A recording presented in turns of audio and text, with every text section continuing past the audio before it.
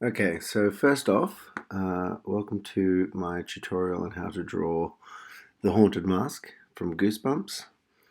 What I want to do is I want to start by laying out my basic shapes using a pencil. I've opted to use a grey toned paper to make any highlights stand out a little bit more, but you can use it on general, just regular white paper if you wish. So what I'm doing is I'm using a reference of the cover for The Haunted Mask, the classic Goosebumps book, but I don't want to copy or trace. I'm just kind of getting the elements down and doing it in my own style. So it'll just be an approximation of the existing image, originally illustrated by Tim Jacobus. Alright, so once I kind of flesh out where I want all the different elements, I've got to make sure that they're balanced. Getting elements like the hair. Obviously that's the mask that she's wearing in front of her face, so it's going to be two hands holding it up.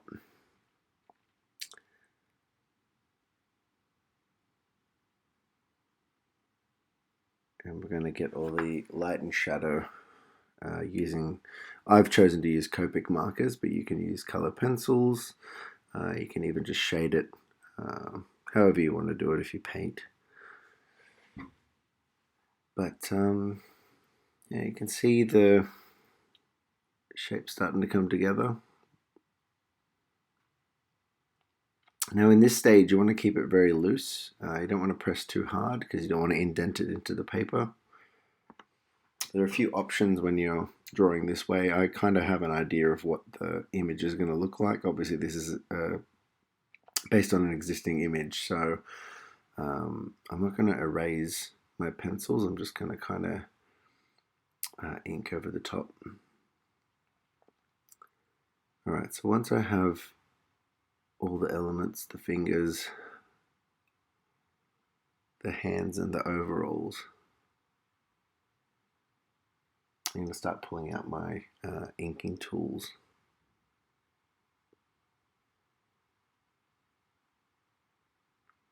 Now for you drawing along at home, I'll give you a quick rundown of what materials I'm going to be using. So this is a 2mm clutch lead.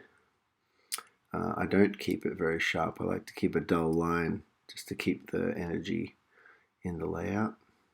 I find that if you do it too sharp too early, your lines become too clean and you lose some of that that sort of dynamic movement.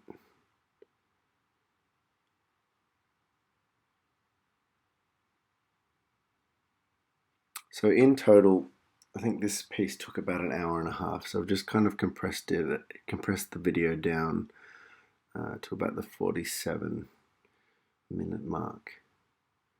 So it'll seem quite quick. It's because it's about twice the speed.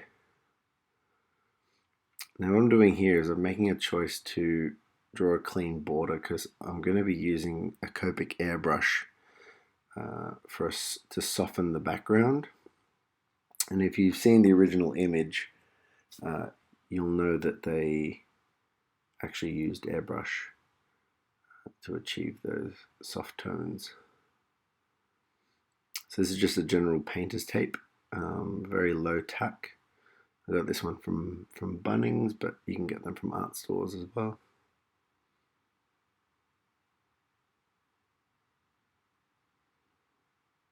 Okay, that's just out of frame, but you get the idea. So it's the same width roughly all the way around. Now I'm doing what's called a color hold, where I use different colors rather than a solid black. So I'm using green for the mask, a sepia tone for her skin, a kind of a wine color for her shirt, and then a blue color for the overalls. So all I'm doing now is just using my general lines, just giving it one kind of clean outline. Now I'm not going to be doing my usual spotting large black areas. This is going to be more of what we call a wireframe.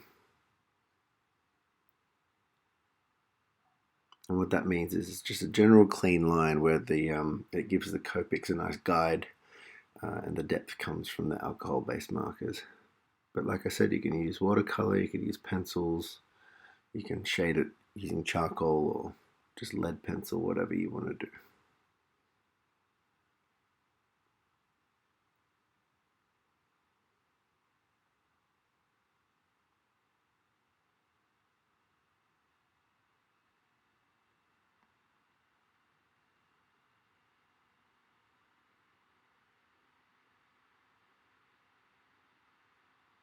Alright, so just skipping through this part, just drawing in the basic elements of the mask.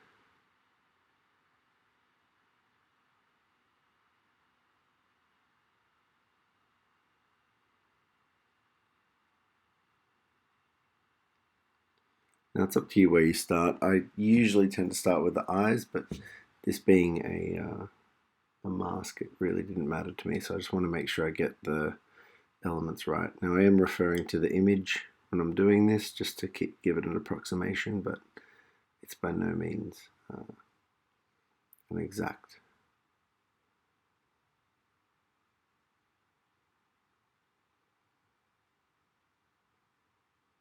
It gets a little shaky here sometimes, so I apologize, but hopefully you can work around that.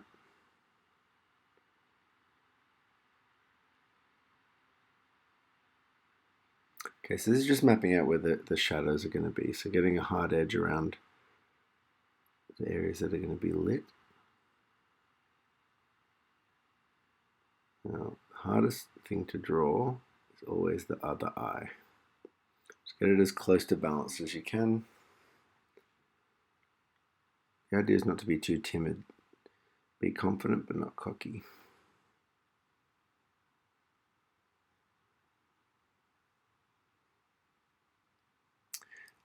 And it's fairly symmetrical, so what I do to one side, I do to the other. Okay, so moving on, adding red for the tongue, very light red, almost pink. Now sepia for the skin tone. Now you can feel free to just use black. I use a combination of multiliners, which are these pens that you see, or you can use like a brush pen that you can pick up at any Officeworks or art store. Preferably one that's waterproof or bleed proof, because when you use the Copics, obviously it's got to hold the color and not bleed into the alcohol marker.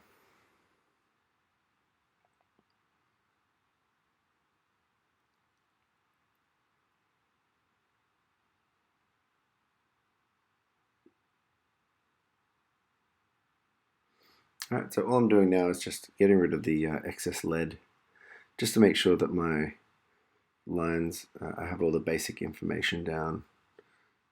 See, I haven't finished drawing the other fingers, but I'll get around to that. So now I'm just drawing the rest of the arms. Like I said, it looks a lot quicker in the video. It's not about speed, it's about precision. So take your time, go at your own pace. You can pause the video if you're following along.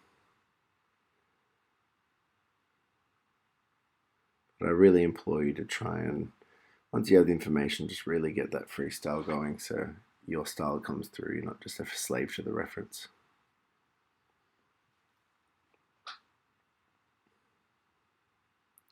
So now I'm using the wine or like purple kind of color for the t-shirt. Just getting the basic information of the folds and the creases in the shirt. Making sure not to cross over into the overalls or the skin.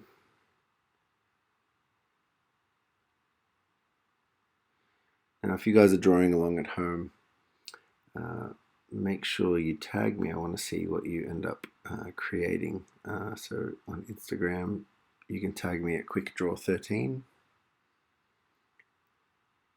or on Facebook as Jamie Johnson Illustration. Alright, so just getting the overalls just very loosely penciled in, or penned in I should say. So these little pockets in front. Now if you can see the way the denim's constructed, there's a little seam. It's nothing high tech, it's just hinting at detail. Now I've left it down the bottom quite open, but in the image it fades into almost a black. So we're going to use the airbrush to really blend that into it. When I draw with the colors, you'll see the overalls will go quite low and then we'll blend up into that. Alright, so the basic information's down. We've got our line work where we want it. Now we're going to start our coloring process. I'm just adjusting the light to make sure you can actually see. Okay.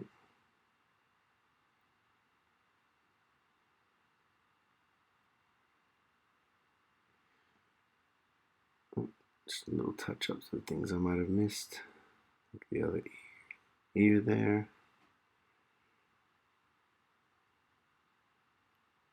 Alright.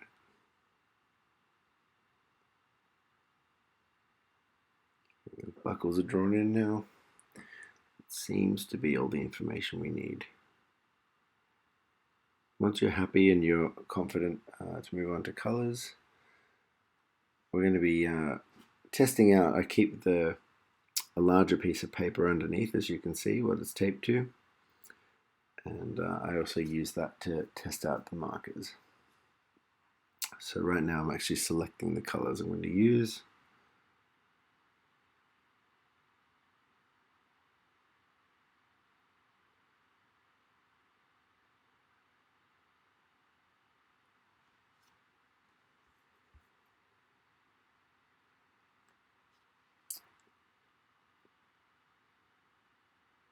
Now this isn't the professional way to do it. I'm self-taught, so there's a bit of my own method here, but what I'd suggest to do is color pick, get complementary colors, get different tones, a light, a mid, and a dark tone, just to kind of get the contrast.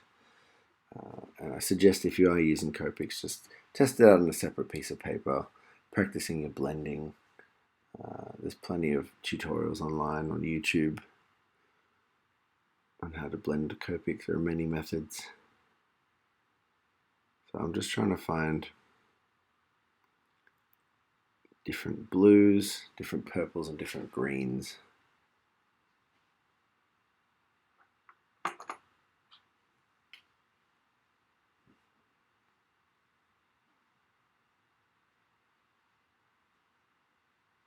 So just starting to contour the piece. Now, I've never done makeup in my life, but I imagine it'll be the same principle. You're trying to create shape and contour and depth.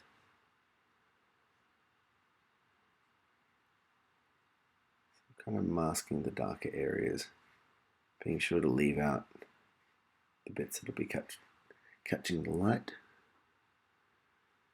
So areas like under the eyes, under the nose, under the chin is where your main shadows are going to be. But always try and establish your light source before you start. Because this is an existing image, I'm just using that as a rough guide.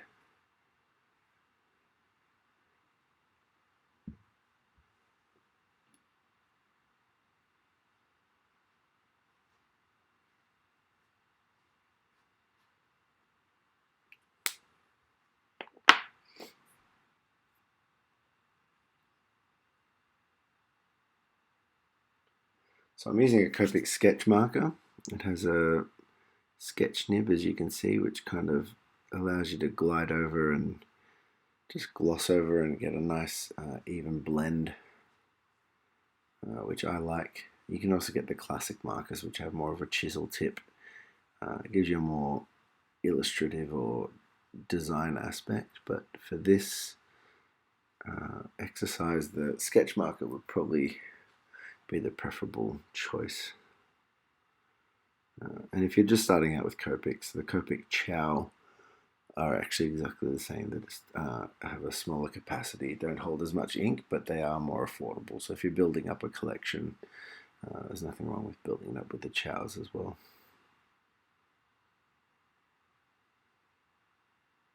But once again, if you are using watercolor or colored pencils or whatever, I just suggest you practice on a separate piece of paper first.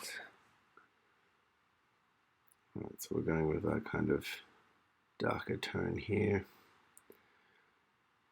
Because the mask is inorganic, it's going to have very hard lines in parts. I'm just trying to establish a 3D object in 2D space, so really figuring out where that light source is and adding those shadows is going to really make this pop, give it some depth.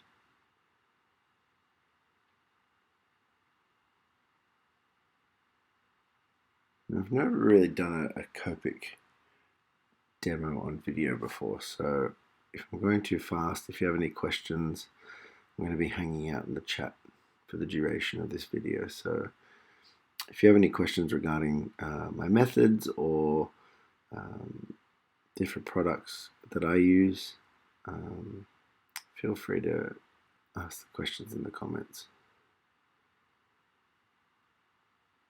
Alright, so you can see I'm adding the dark elements here. So this is more of a mid-tone for the green, but already you can see it's starting to take shape. So by adding a layer each time it dries, it just gives it a little bit more depth and richness.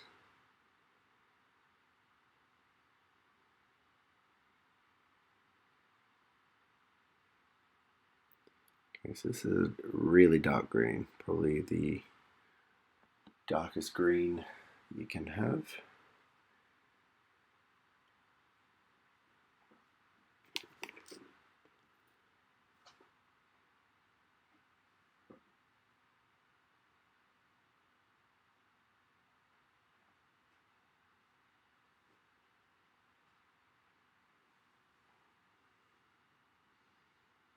And this is approximating, instead of using black, we're really just getting the darkest green we can to really establish that. Okay, I'm just using the lighter color to pull out that little part under the nose there.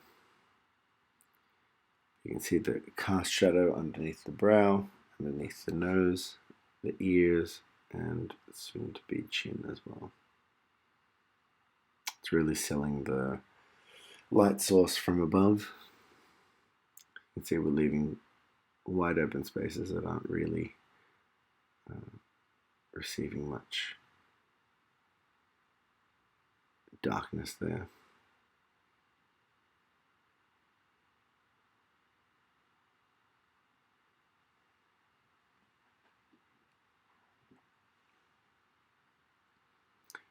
Now looking at the image, it's actually got a few kind of orangey, yellowy tones to it. So we're just going to blend in some kind of a yellow ochre looking color and just try and get a bit of highlight with this yellow. We'll blend it in with the green again.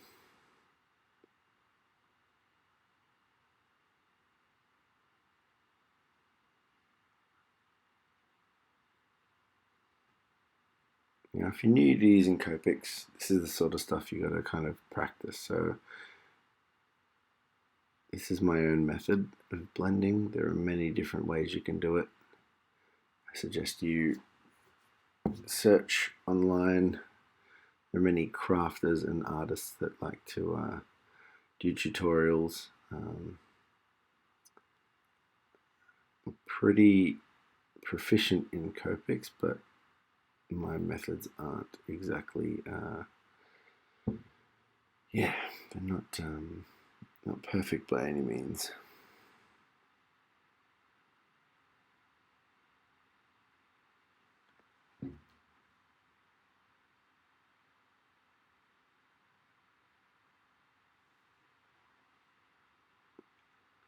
So since this is the haunted mask, I thought if I can at least get the mask nailed down, the rest will kind of follow. And you'll notice later in the video, normally what you'd do is you'd kind of mask off all the area that we're just doing in Copic, but I kind of freestyled the airbrush a little bit, and it kind of bled into the arms and the overalls a little bit, and I kind of just went with the flow, like a little happy accident. But that's the point. You got to never be scared with this stuff. You just got to go with the flow, and sometimes things will work, and sometimes they won't. You just got to kind of be able to flow. Now I'm using a cool gray here to add some shadow.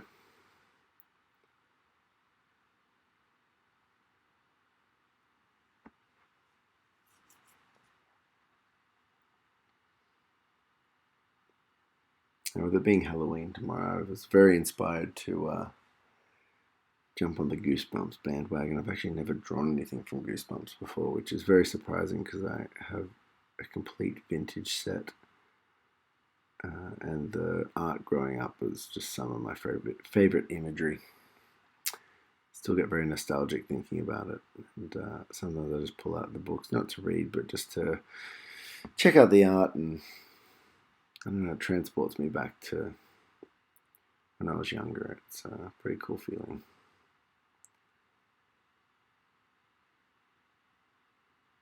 Alright, home stretch on the mask here. The main thing is there is no right or wrong in this. If you're using the reference, that's fine. Just don't be a slave to it. I kind of stopped looking at this point, and I'm just kind of looking at what's working in my current drawing and what needs attention.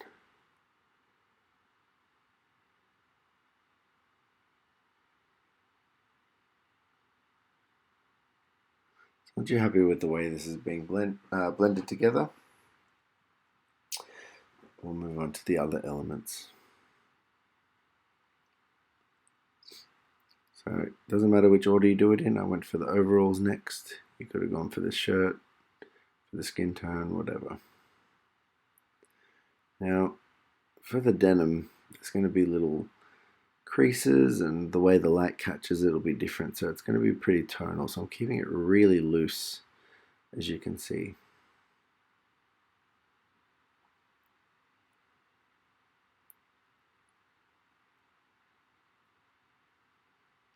So once I kind of have a base down for the blue,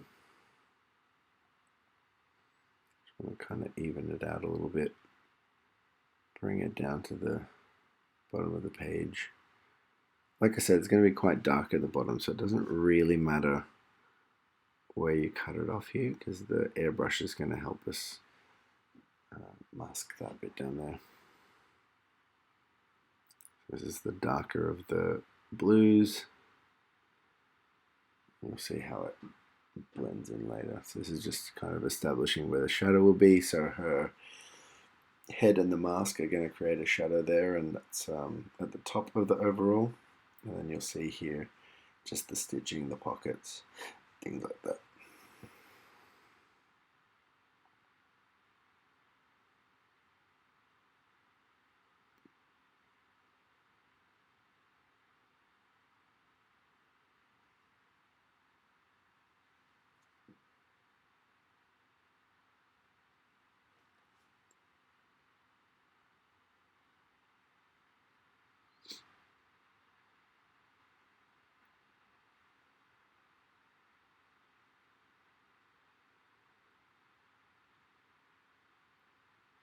Alright, so just getting the creases and folds in the shirt.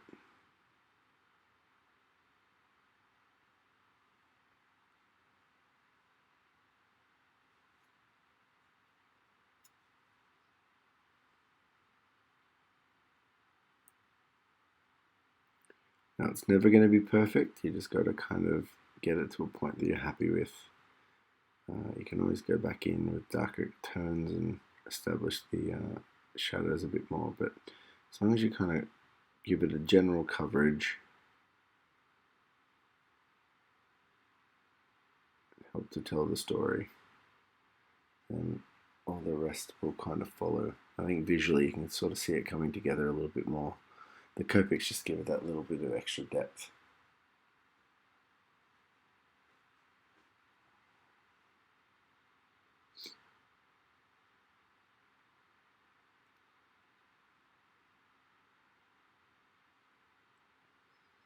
So at this point I think I'm selecting just a darker purple.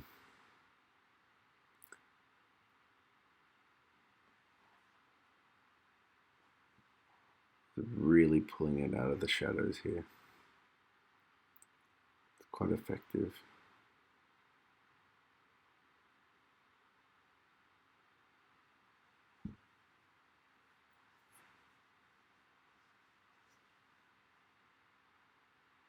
Now there's ways you can mask this off. I'm just freestyling it. This isn't going to be too pedantic with this one. You've got to kind of feel it as well. You can't just be a slave to the reference. You've got to kind of freestyle it here. To be honest, some of the fun of doing this is just seeing where it ends up. Like, you may throw a line down that you didn't intend, but it's a happy accident and you kind of are able to run with it. You can see I'm just kind of blending and pulling out the bits with the stitching so they pop out. Just blending in that purple.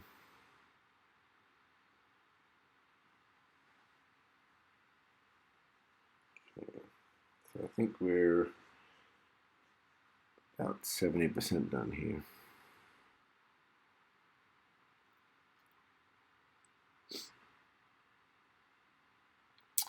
So my first color is a E01 for the skin tone. And you'll see I'll kind of just blend it in with a darker version.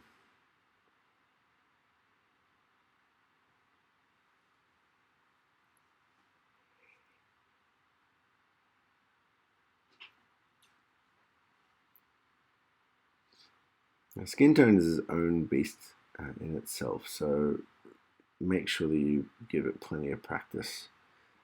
The E's and the R's are usually quite good for skin tone, but there's no set template for that.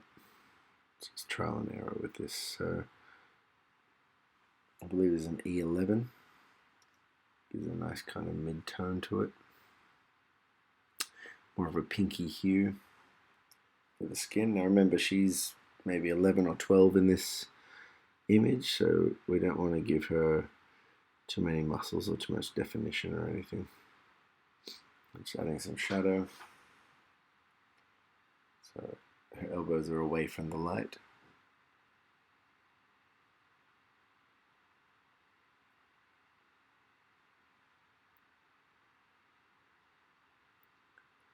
Just blending the grays as well, just making sure it's a seamless transition. Using a darker gray here, just really accentuating those contours.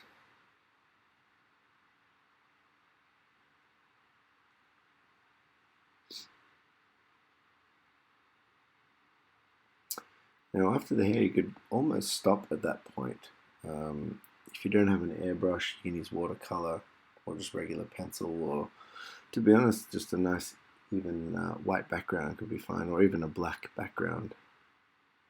But just doing a bit of color picking, similar to the final cover, but not exact.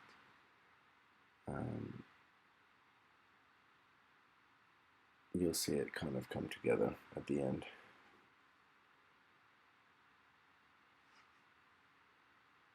It's totally up to you how you want this to turn out. You can add the background, keep it white, keep it black with a white outline. I chose to do a color background with airbrush and give it a white gel pen highlight and outline, sorry.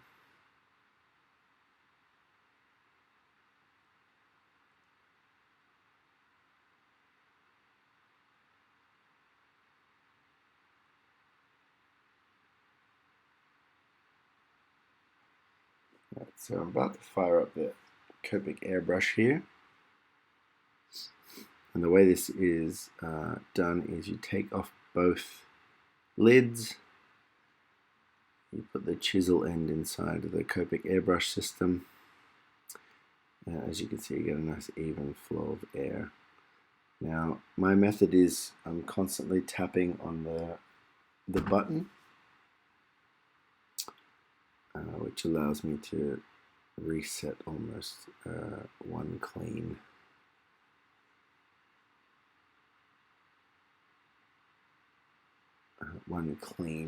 spray. So this is using a super dark purple. I think it's a V, like a violet,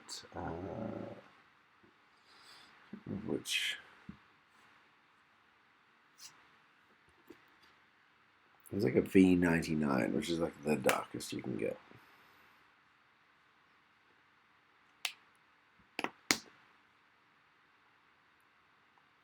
Now, as you can see here, I'm kind of having to go over some areas, but really making sure to blend that over the top of the overall so it just looks like it's almost a spotlight, kind of fades into darkness.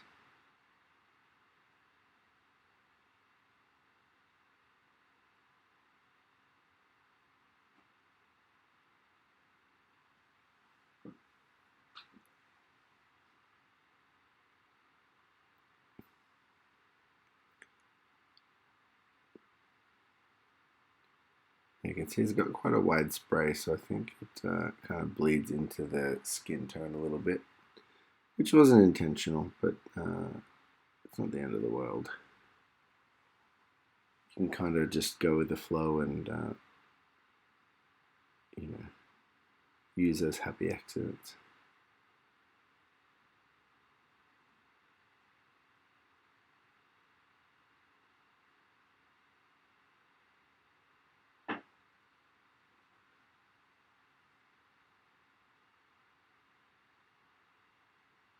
And don't stress if you go over it. Like I said, you can mask it with post-it notes, or there's like a masking film. For the sake of speed, I chose to just freestyle it here, but it's kind of good to show you. Like, it doesn't always work perfectly, and when it doesn't, it's how you adapt and roll with it and go with the flow that makes it more satisfying at the end as well. So here I'm using a kind of a more brilliant, I guess, purple, very similar to the shirt. So this is kind of what not to do. It's not great to use just a piece of paper here because it's going to create these lines, but you'll see I kind of work around it.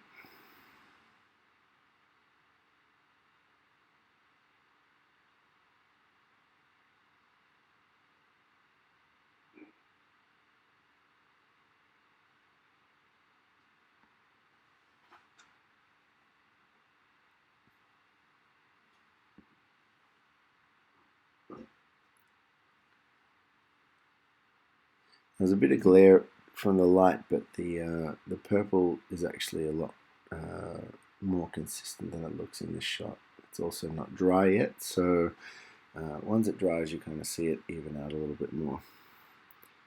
Now what I'm doing is trying to find a white liner that's going to do the trick. So I think I end up going with a white gel pen.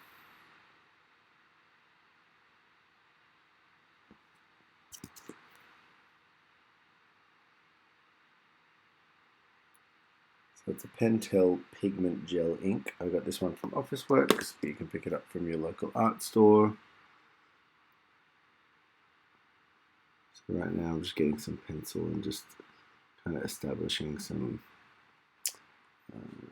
shape on that skin again, just kind of going over that airbrush.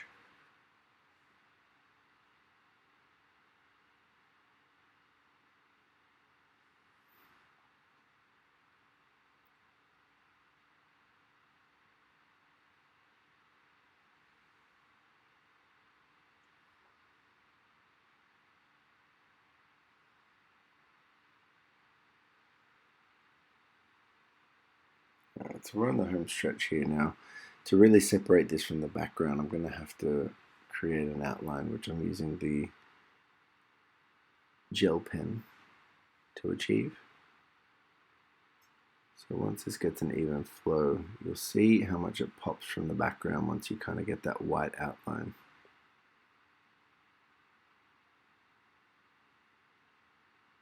It just kind of defines our shapes a little bit.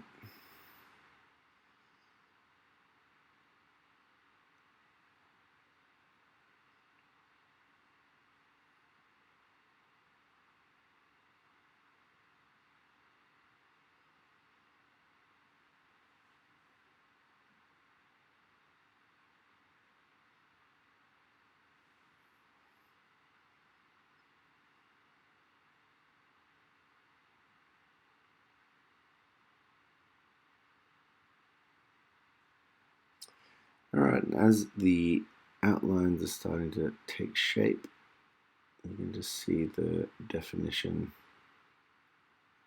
come into life a little bit more.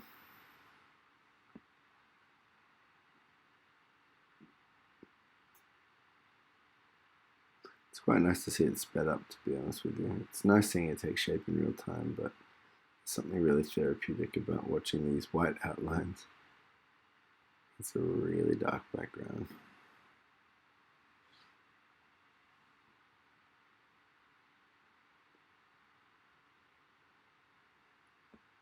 So some of these lines don't make sense from a literal point of view, but as you can see, as a design choice, they really just make the piece pop.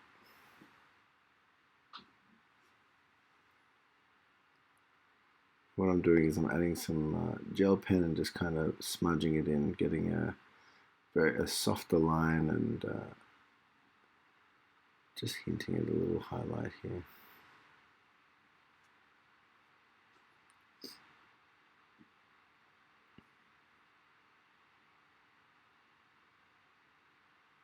Alright, this is the fun part. As I'm removing the tape, you see this clean line emerge.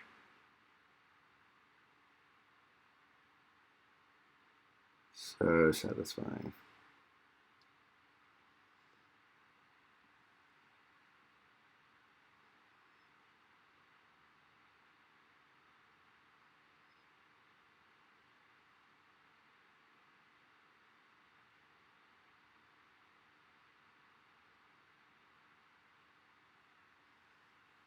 All right.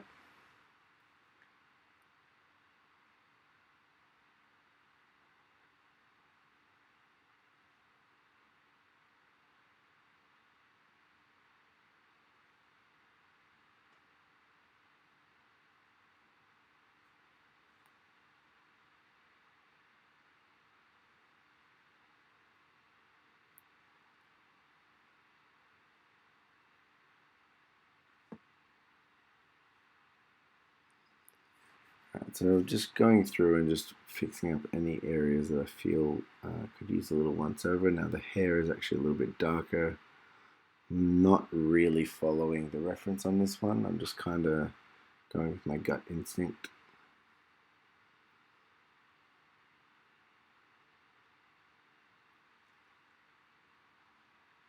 And you'll also see I'll fix up the white gel pen I just used absorbs some of the color, especially the purple. It's quite rich and still a little wet, so I think I go over that a little bit as well. But first I just get some pencil just to soften up some areas, get a nice blend. Copics and color pencils, these are polychromos. You can use either Prismacolor or Faber-Castell, whatever your preference is. And you can get a nice even blend. Now, in the beginning I opted not to use any solid black, but I felt there were certain areas that could use it. So I'm using a Tombow brush pen. That's going to just give us a nice area of contrast. Now I'm actually using it and then smudging it just to soften the line a little bit. And you'll find that it makes it really pop. So just the really heavy shadowed areas. It's under the finger, underneath the eyes, the ears, the nose, the mouth, chin.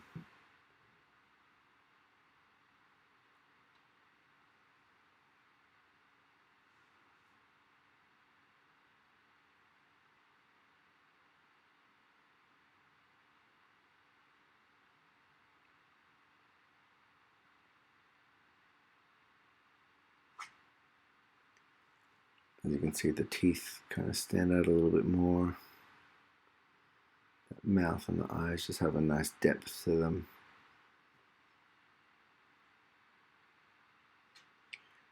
It just adds a little bit of contrast to the piece as well.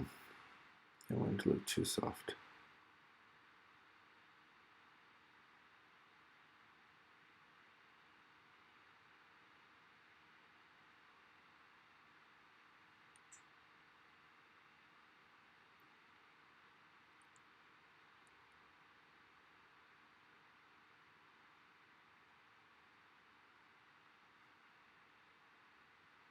Just reinforcing the light source here where the main shadows will be, because the mask is obviously 3D. In this image, we want to make it really pop out.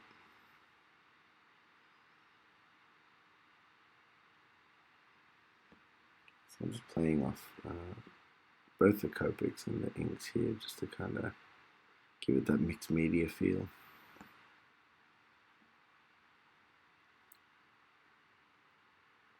Remember, if you have any comments about my technique or any questions, feel free to type them in the comments. I'll be hanging out here for the duration of the illustration.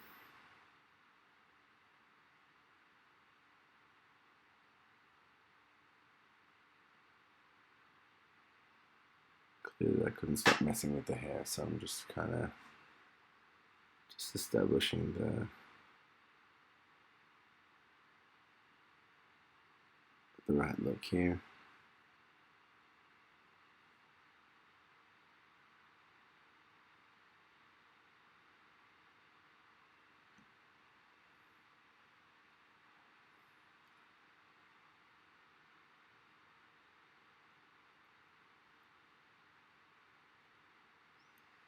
Well, I hope you're enjoying this so far, guys. We're definitely on the home stretch here.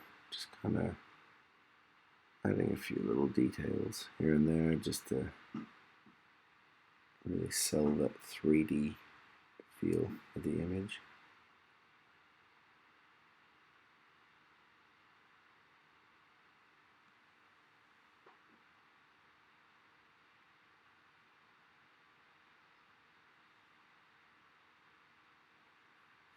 You can really see Carly Beth coming to life now. So the final touches with the brush pen, just really establishing that shadow, the depth in the eyes, contours of the mask.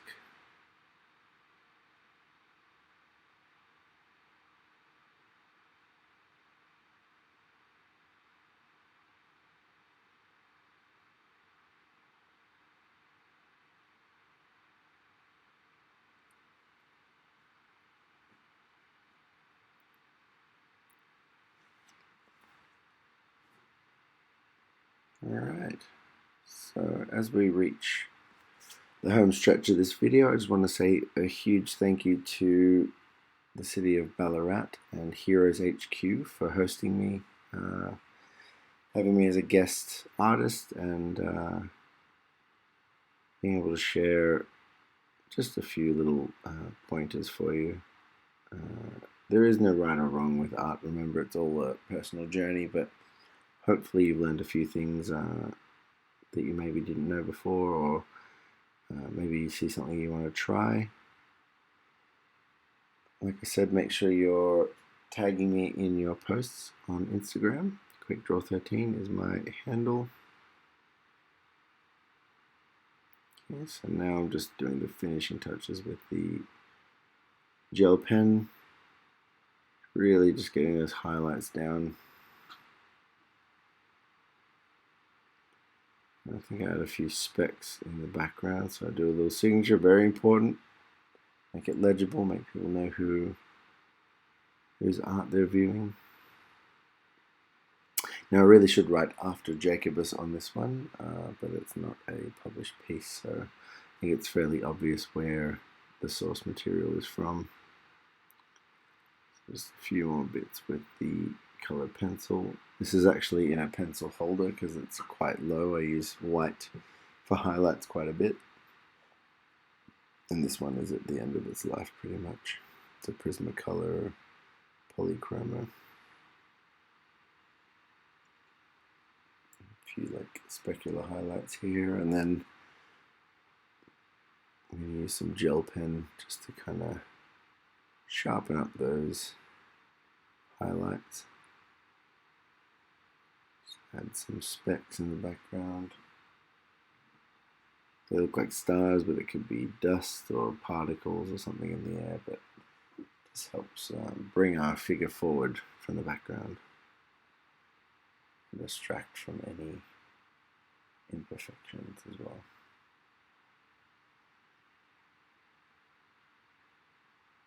Alright, so this has been Goosebumps, The Haunted Mask. My name's Jamie Johnson, and I hope you've enjoyed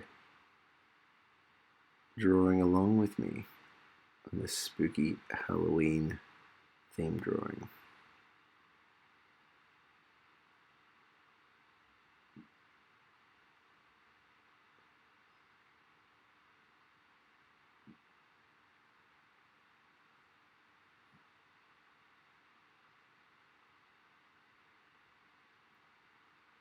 And one final look.